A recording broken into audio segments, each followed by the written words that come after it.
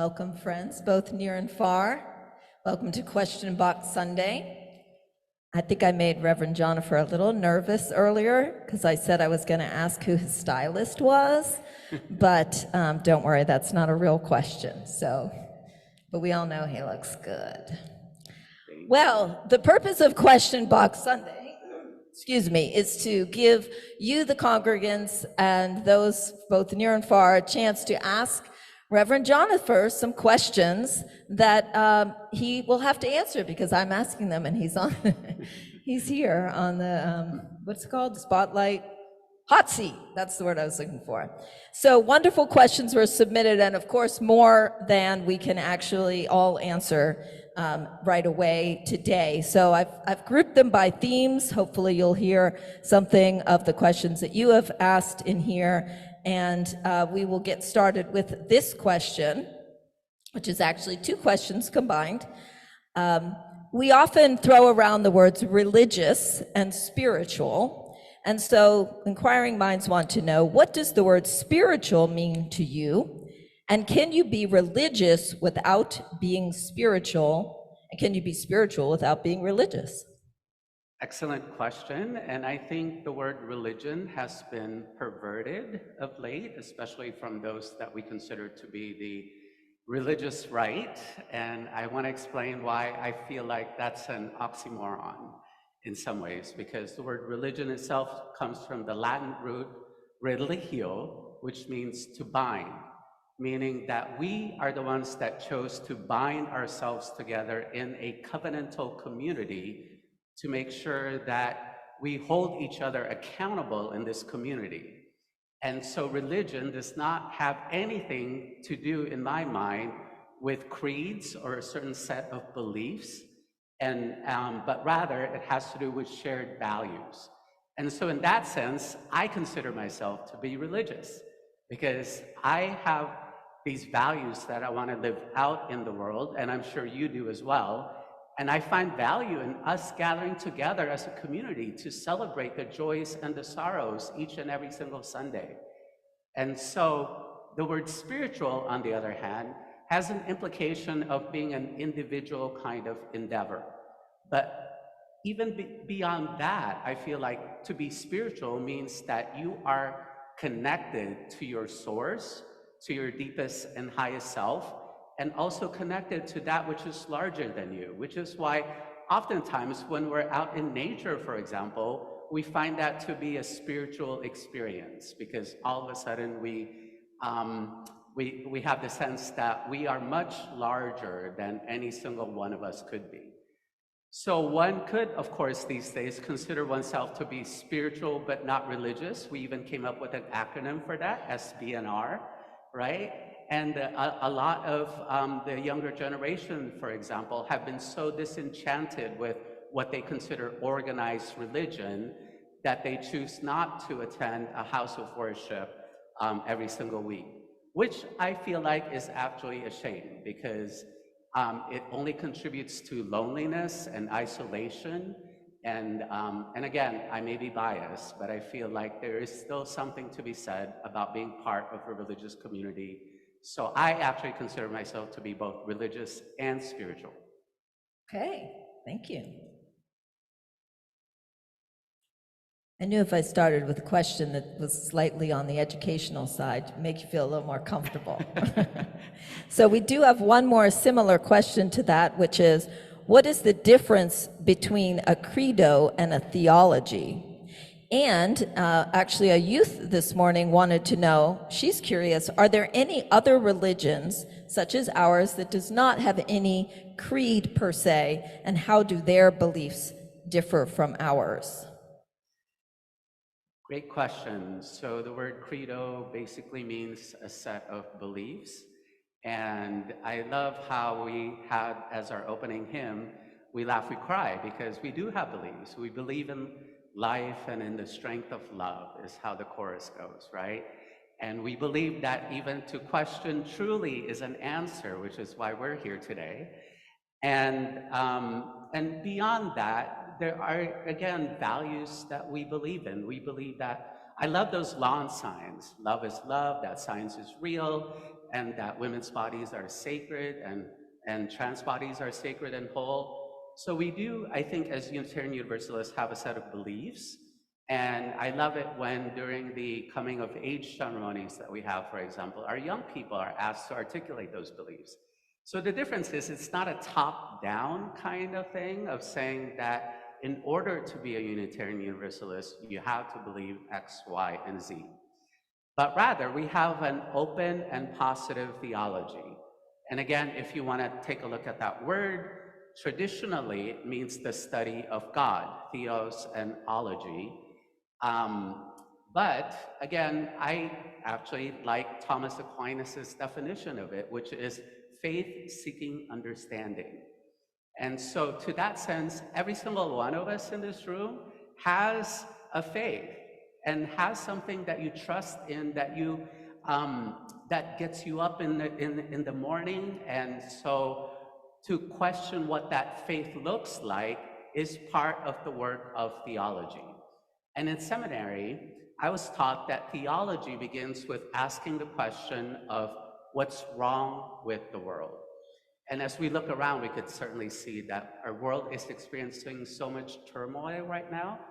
And again, in traditional context, that word is sin. So what are the areas where we miss the mark with one another, as I preached about 2 weeks ago?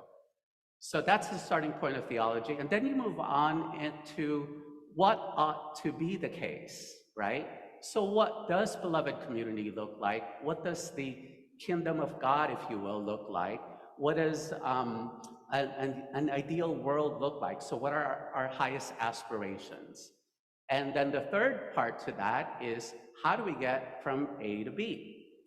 And so again, this is what we have community for, is to figure it out as a group, to be thought partners with one another on how we could build the world we dream about. And then the last piece of that is, so what? So what if we went through all this process? What difference does it make in the world? So to me, that's what theology is about, and it's a little different from credo. And yes, there are other faith traditions that also don't have a set of creeds, like our close cousin, the Congregationalists, which later on became the United Church of Christ. And we partner with them on our whole lives. And OWL, for example, right? We came up with that curriculum together. So there are other faith traditions out there that also these days don't let you subscribe to a set of beliefs that you have to recite out loud every single week, but rather, like us, we describe ourselves as the deeds, not creeds people, right? So I love that way of describing what Unitarian Universalism is.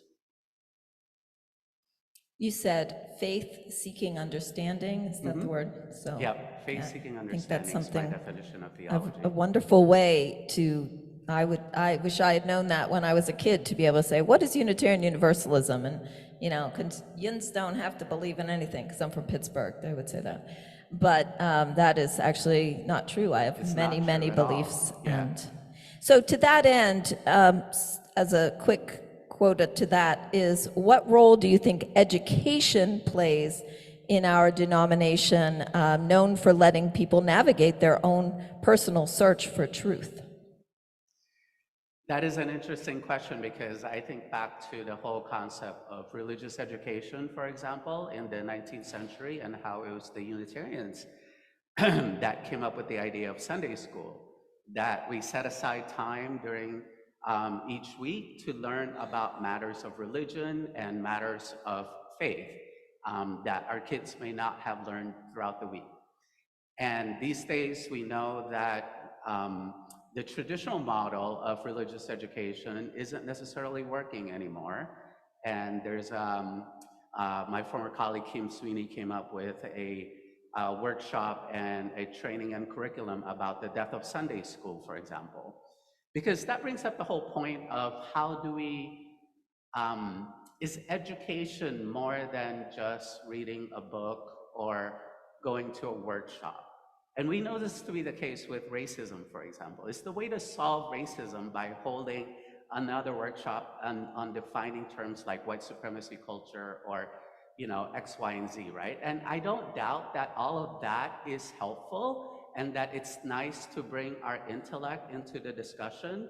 But what I have learned working with the marriage equality campaign, for example, is that what is even more transformative is if the way we educate ourselves is to listen to other people's stories.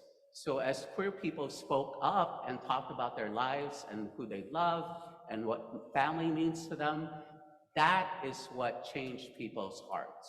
So these days, I like to think of it as changing one's heart before one could change one's mind.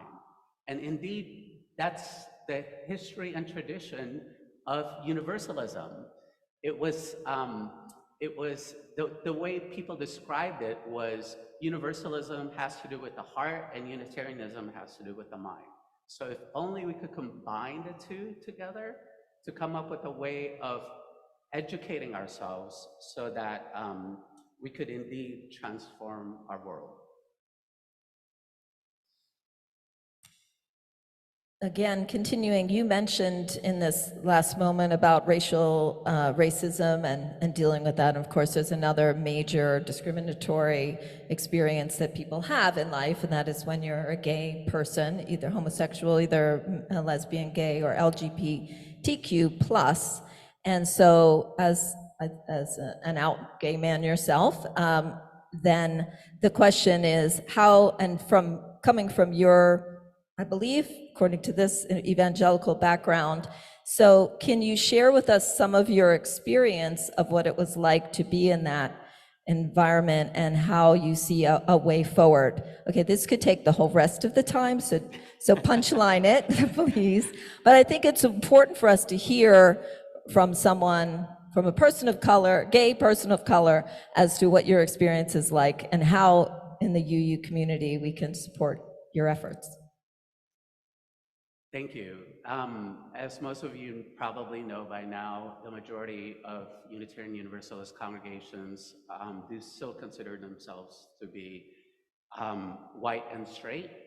And as a queer BIPOC minister, I'll be very honest in that I have served congregations before where I have experienced microaggressions, and I could only imagine new people coming in through our doors may also experience that.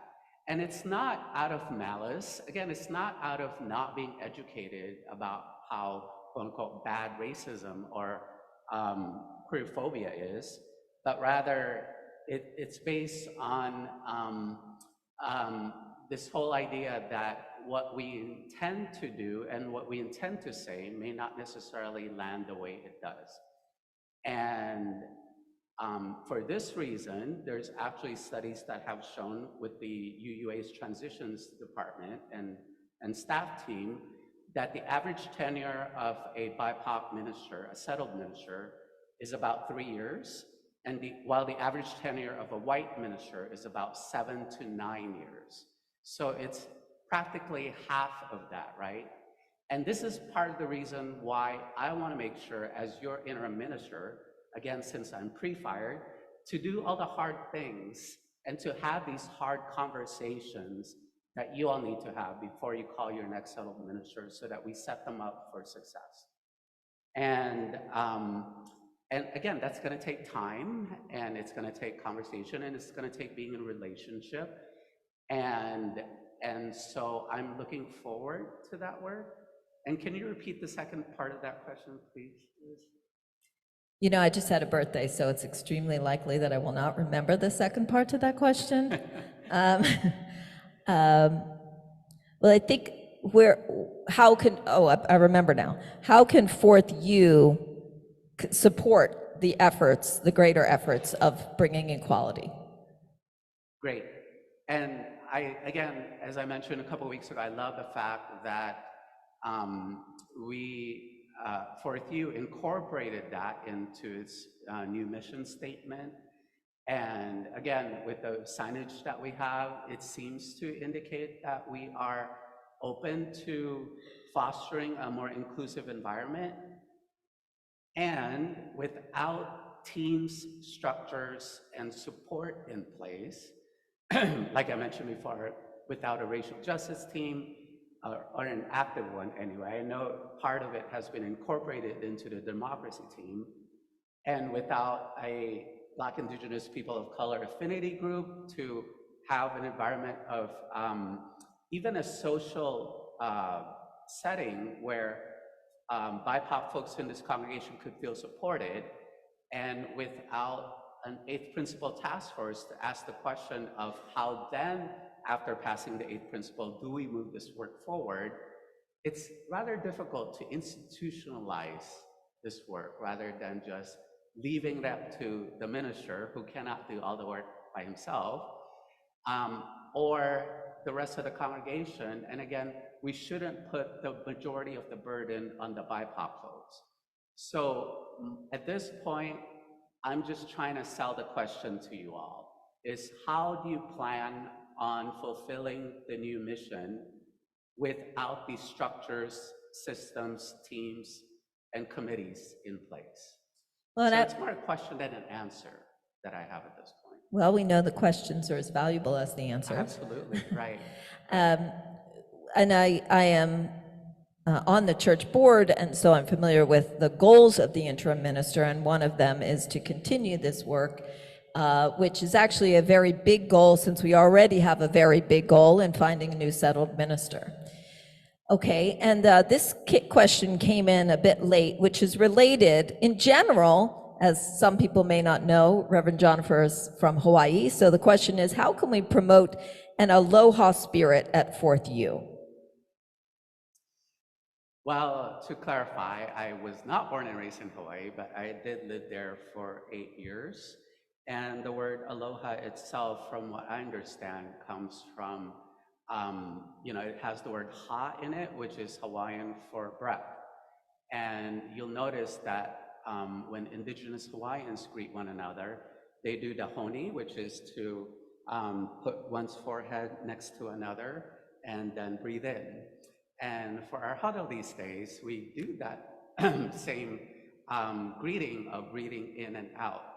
And, this is a piece of trivia, but the word haole comes from a combination of two words, ha and ole, meaning breath, but without, right?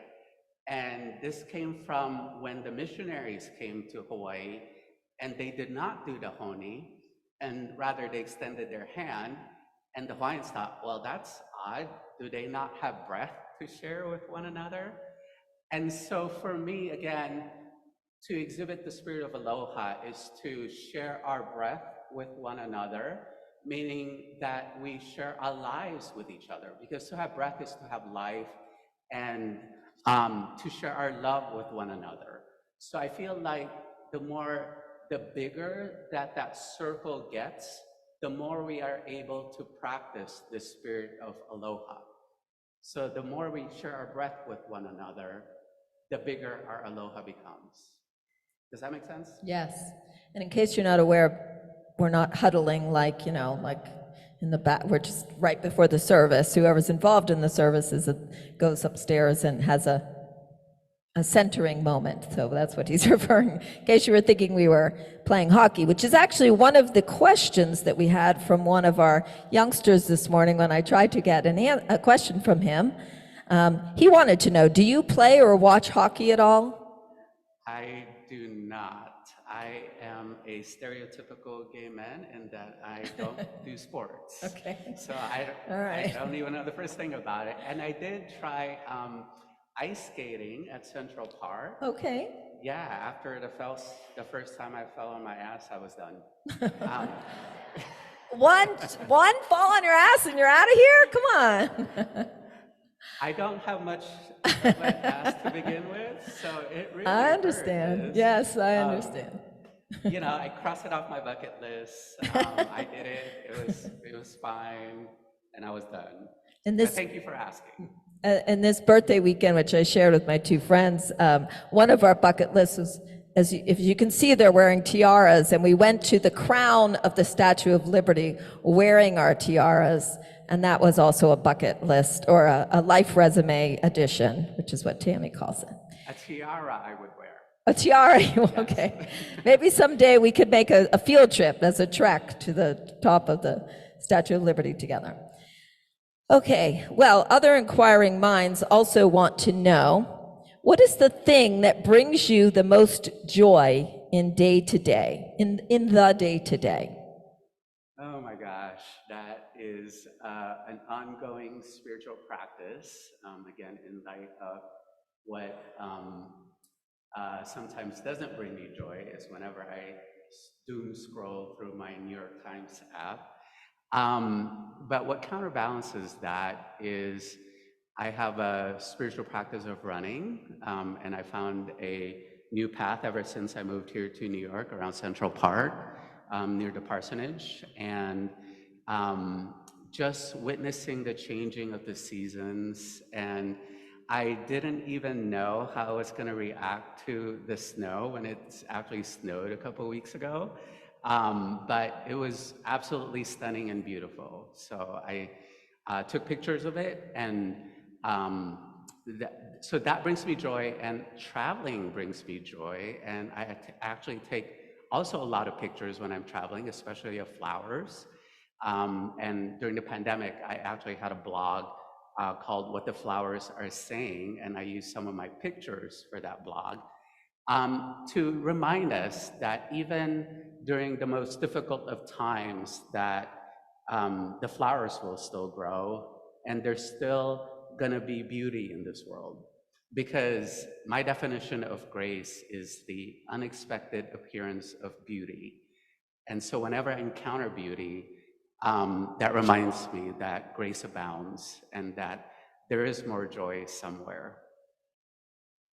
Oh, and can I add one more thing, by the way? Absolutely. I absolutely, again, I want to keep my gay card. So I try to watch as many theater productions as possible, right?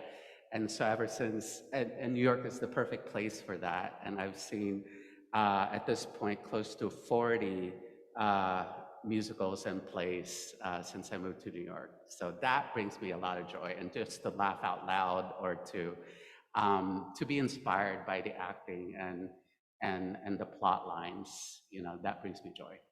Thank you for asking. Well, thank you very much. Shouldn't we give Reverend Jonipher a big round of applause? That's a little bit of a tease, because he said people are going to be applauding. It's like, don't worry. Well, thank you again.